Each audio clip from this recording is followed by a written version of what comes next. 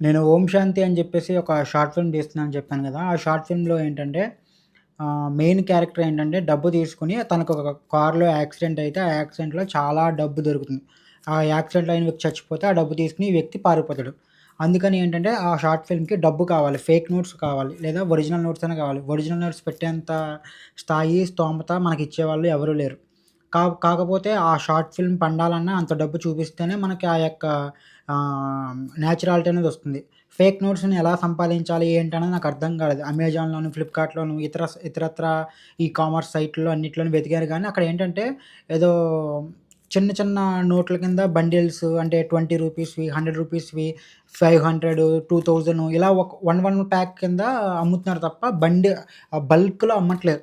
చాలా చాలా రీసెర్చ్ చేసిన తర్వాత ఈకార్ట్ మనకి ఒక ఈకార్ట్ కాదు గానీ, ముంబై దగ్గర నుంచి ఒక మ్యానుఫ్యాక్చరర్ దగ్గర నుంచి నేను ఫేక్ రూ.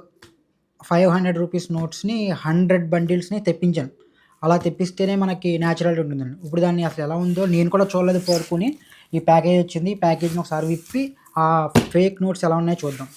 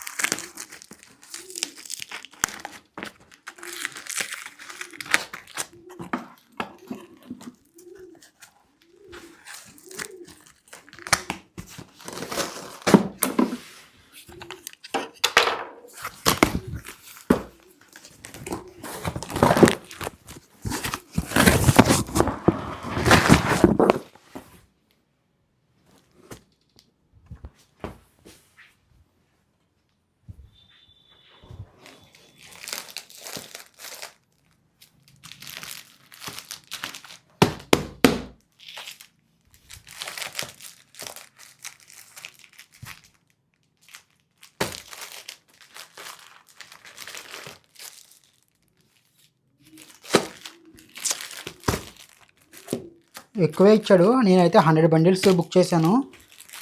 ఫేక్ ఇస్తాడా? ఒరిజినల్ ఇస్తాడా అనగానే ఒరిజినల్ కిందే ఉన్నాయి. నమ్మశక్యంగానే ఉన్నాయి. ఖచ్చితంగా వీటిని మనం ప్యాక్ చేసుకొని నేను షార్ట్ ఫిల్మ్ తీసినప్పుడు ఒక సూట్ కేస్‌లో గానీ, ఒక బ్యాగ్‌లో గానీ పెడితే ఖచ్చితంగా 100% రియలిస్టిక్ లుక్ అనేది 100% వచ్చేస్తుంది. ఎందుకంటే బయట రెంట్ తీసుకుందామన్నా సరే ఇలాంటి ఒక బండిల్ కాకినాడలో ఏకంగా 200, 300 చెప్తుందండి ఒక్క బండిల్. ఇంకా హైదరాబాద్ లాంటి చోట్ల అయితే తక్కువకొస్తుంది గానీ, మనం అక్కడి నుంచి ఇక్కడ తెప్పించాలని నేనుండే లొకేషన్‌కి అది కష్టం అని చెప్పేసి నేనైతే 100 మొత్తం ఇవన్నీ 100 బండిల్స్. ఇప్పుడు ఇవి ఒక 50,00,000 అంటే షార్ట్ ఫిల్మ్ తీస్తే ఖచ్చితంగా 100% వర్కౌట్ అవుద్ది. బావుంది అనేది.